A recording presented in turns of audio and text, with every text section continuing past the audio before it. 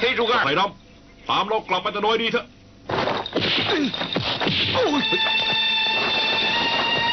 อย่าไม่ต้องตามหรอกเขานั่นแหละที่หัวหลวงจีนหนีรอดแต่สันเจ้าจะไปไหนชอหรือเฮียง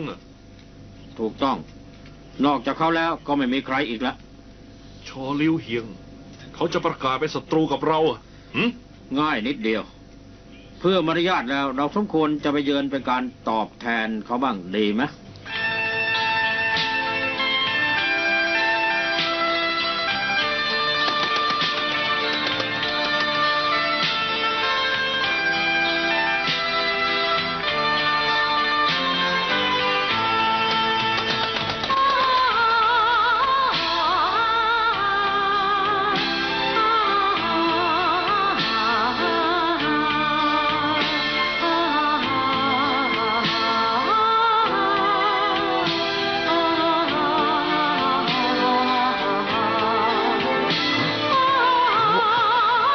เกินอ่ะเหมือนหยงไม่ผิดเพี้ยนเลยเหมือนไต้ซือถ้าเขียนออกมาได้ยังไงเนี่ยนี่เป็นความชอบของแม่นางหงซิ่วความจริงไม่ใช่ข้าหรอกนะคะแต่คือนางไงแค่คิดที่คุยจะกับคุณนางค่ะ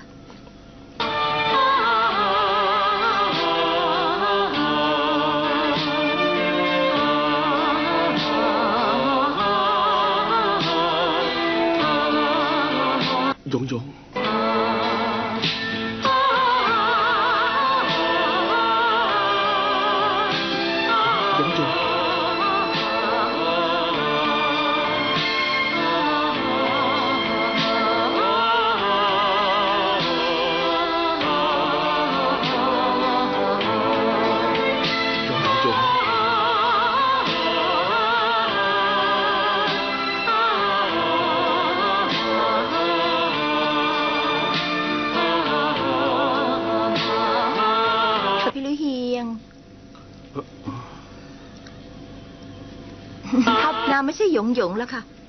นางเป็นลูกพี่ลูกน้องของหยงชื่อว่าหมางท่านจอท่านได้แม่นางหมางเมินอย่าว่าจะภาพเดียวเลยต่อให้เป็นร้อยภาพพันภาพก็สามารถเขียนได้สบายมาก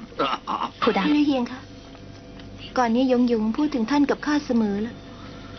จริงอยู่เราเพิ่งจะได้พบกันแต่ข้ารู้สึกมันก็คุ้นเคยมานานแล้ว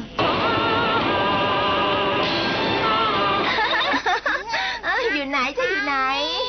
ทางนี้อยู่ไหนจะดำน้อยอยู่ไหนทางนี้ผิดแล้วให้จับได้ให้หนึ่งตาไหนไม่ใช่อยู่ทางนี้หงซิ่วทำไมวันนี้เจ้ามีความสุขเหลือเกินนะพี่เฮียงพี่เองเหรอคะพี่ไม่ฟ้าที่ไม่เห็นเหรอวันนี้เรามีสหายน้อยเพิ่มอีกคนไงนั่นเหรอค่ะหรือท่านชอลี่เฮียงใครๆเรียกว่าจอมใจจอมโจรเด็กคนนี้มาจากไหนเนี่ยท่านที่หูฝากเขาไว้ค่ะข้าจะฝึกพลังดัชนีจากท่านต้องสอนข้านะอ๋อบอกข้าสิเจ้าชื่ออะไรชื่อเจ้าดำอ๋อแล้วพ่อของเจ้าคือใครอ่ะพ่อสั่งไว้ว่าอย่าบอกใครอ๋อโฮซิลคะเรื่องนี้มีอะไรชอบกลนะเดี๋ยวพี่เจ้าหรือเฮียงคะที่พี่เอ่ยขึ้นมาเนี้ยข้าก็รู้สึกแปลกใจ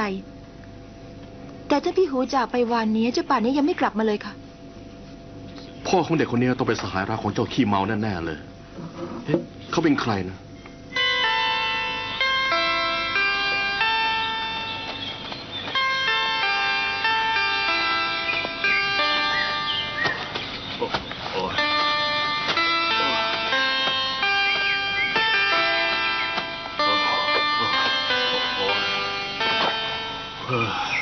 เจ้าเชี่ยวเมา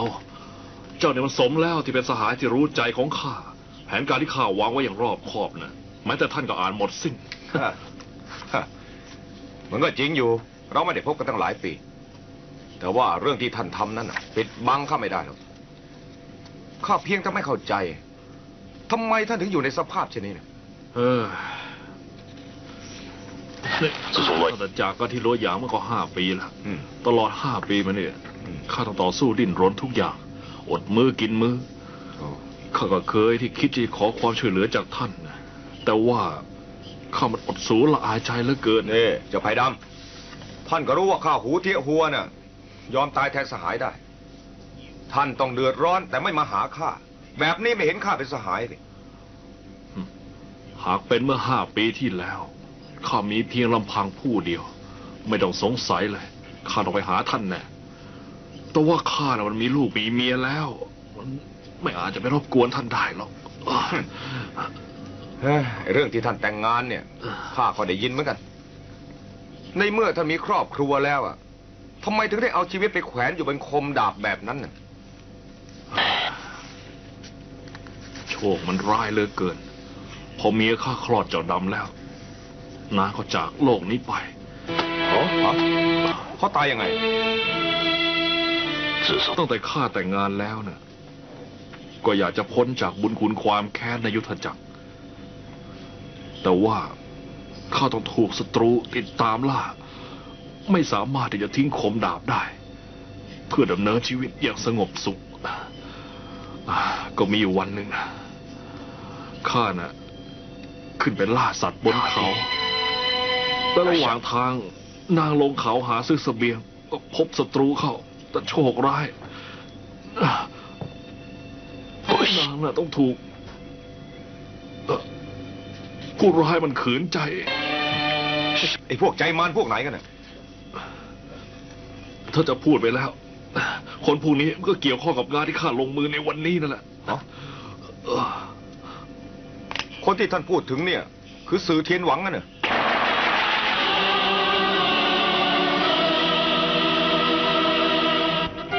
คือที่เกิดเหตุนะหลังจากเมียข้ากลับบ้านแล้ว ทิ้งเจ้าดำและข้อความเอาไว้เท่านั้น แล้วนางก็แขวนคอตาย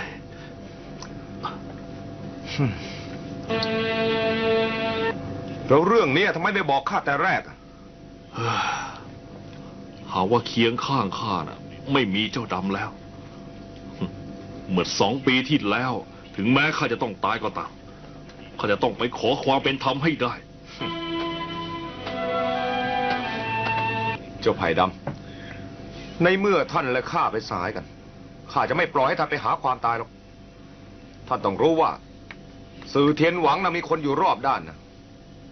หากว่าท่านไปแต่ผู้เดียว ก็เหมือนกับเอาไข่ไปกระทบหินนะนับภาษานะท่านนะยังมีเจ้าดำที่เป็นที่ห่วงใยอยู่อีก เรื่องนี้ข้าเองก็เข้าใจดี ดังนั้นข้าจึงรอถึง3 ปีเต็มรอจนกว่าสื่อเทียนหวังนะมารับเสี้ยวจันทร์ทำให้ยุทธจักรนะลุกฮือขึ้นมาอีกครั้งนะเท่ากับช่วยเสริมกำลังให้ข้าทางอ้อมโอกาสดีๆแบบนี้ข้าจะไม่ปล่อยให้พลาดแน่ นี่ท่านจำได้ไหมเจ้าหนอนแก่มันพูดอะไรไว้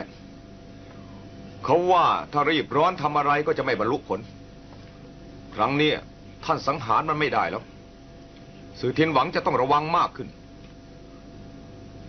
และตอนนี้ท่านก็ได้รับบาดเจ็บ ทางโน้นมีกระท่อมอยู่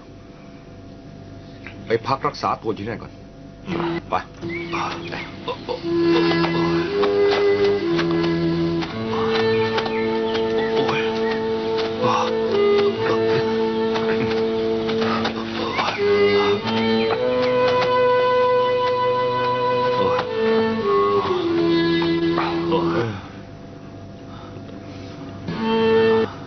ขาของท่านได้รับบาดเจ็บเดินเหินไม่สะดวกจงพักรักษาตัวอยู่นี่ก่อนนะ อ๋อแล้วเจ้าดำมันดื้อหรือเปล่า